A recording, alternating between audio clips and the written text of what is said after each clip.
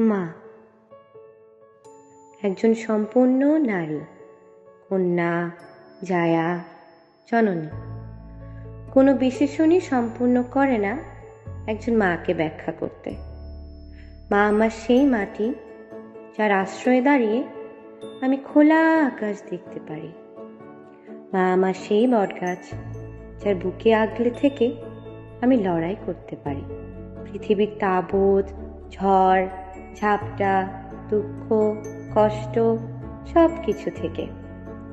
আর আজ আমি মা হবার পর সেটা আরো তীব্রভাবে অনুভব করি। আমার মেয়েটাকে নিয়ে যে সময়গুলি আমি পার করছি, তখন বুঝি মা আমার জন্য তার জীবনে কত কষ্ট করেছেন। সে জন্ম থেকে আজকের আমার মা হয়ে ওঠার গল্প তো আমার মায়ের জন্যই। আমার প্রতিপলে, নিঃশ্বাসে, হৃদস্পন্দনে তুমি মিশে আছো মা।